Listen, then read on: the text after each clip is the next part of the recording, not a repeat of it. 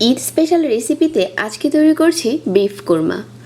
এই কোরমাটা খেতে অনেক বেশি মজার আর রান্না করা যাবে অল্প সময়ে। অনেকে হয়তোবা ভাবতে পারেন যে বিফ দিয়ে কোরমা রান্না করলে অনেক সময় লাগবে, তবে আমি খুব সহজে শেয়ার করেছি। আর এই কোরমার মাংসটাও অনেক বেশি সফট হবে। আশা করছি আপনাদের কাছে আজকের রেসিপি ভালো লাগবে।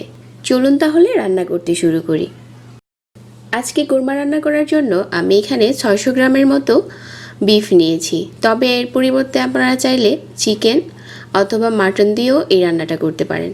তারপর 1 চা চামচ দিয়ে দিচ্ছি আদা বাটা আর 1 চা চামচ রসুন বাটা, পরিমাণ মতো লবণ দিয়ে দিচ্ছি। আর এখানে হাফ কাপ লিকুইড মিল্ক নিয়েছি, আর এই মিল্কটা দিয়ে একসাথে করে মিশিয়ে নিচ্ছি সবগুলো উপকরণ। এখন এই বিফটা আমি রেস্টে রেখে দিচ্ছি 1 ঘন্টার জন্য। 1 ঘন্টা পর আমরা রান্নায় চলে আসব। তার আগে আমি একটা মশলা রেডি করে নিয়ে নিচ্ছি 1 টেবিল চামচ পোস্তদানা, আর এখানে 10-12টার মতো কাজু বাদাম, আর এখানে 6 থেকে 7টার মতো নিয়ে নিচ্ছি কিশমিশ, অর্ধেকটা নিয়ে নিলাম পেঁয়াজ, আর 2টার মতো কাঁচামরিচ।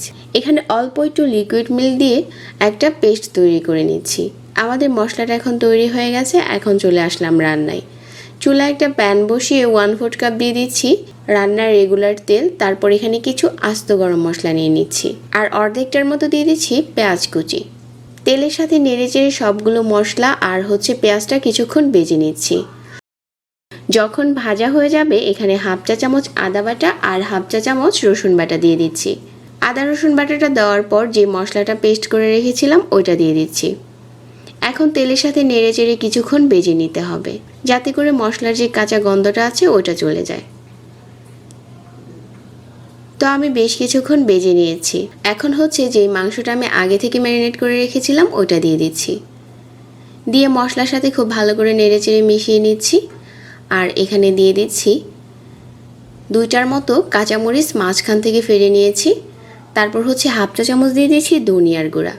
কোরমা রান্নায় যদি একটু ধনিয়ার গুঁড়া ব্যবহার করা হয় তাহলে কোরমার টেস্ট অনেক বেশি বেড়ে যায়। তো আবারও নেড়েচেড়ে মিশিয়ে নিচ্ছি।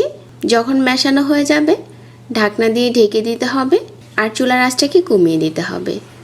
কিছুক্ষণ পরেই দেখা যাবে যে খুব সুন্দর করে ফুটতে শুরু করছে আর অনেকটা পানি উঠে গেছে। আর যে পানিটা উঠেছে ওটা দিয়ে আমরা আজকের কোরমা রান্না করে নেব। এখানে এক্সট্রা কোনো পানি দিব না, আর চুলার আঁচ কিন্তু লো করে রাখতে হবে। ঢাকনার যে ছিদ্রটা আছে ওইটাকেও বন্ধ করে দিতে হবে। তো আমি এখানে 30 মিনিটের মতো রান্না করে নিয়েছি। আর এখন আমাদের কোরমা রান্না প্রায় শেষের দিকে। ঝোল অনেকটাই টেনে গেছে আর দেখতে অনেকটা আঠালো আর ঘন হয়ে গেছে। এই পর্যায়ে আমি 1 চা চামচ দিয়ে দিচ্ছি ঘি, আর এখানে পরিমাণ মতো দিয়ে দিচ্ছি পেঁয়াজ বেরেস্তা। এই পেঁয়াজ বেরেস্তাটা দেওয়ার কারণে আমাদের কোরমার স্বাদ বেড়ে যাবে দ্বিগুণ। তো আবারও সব কিছু একসাথে করে নেড়েচেড়ে মিশিয়ে নিচ্ছি। তবে এইখানে রান্না করার সময় যদি অনেক সময় ঝোল টেনে যায়, চুলার আঁচ বাড়ানো থাকে, ওই ক্ষেত্রে আপনারা গরম পানিটা ব্যবহার করতে পারেন। তো আমাদের কোরমা রান্না শেষ হয়ে গেছে। এখন চুলাটাকে বন্ধ করে দিচ্ছি। তো আশা করছি আজকের রেসিপি ভালো লেগেছে। সবাইকে অনেক অনেক ধন্যবাদ জানাচ্ছি। আর সেই কাজে বিদায় নিচ্ছি। আল্লাহ হাফিজ।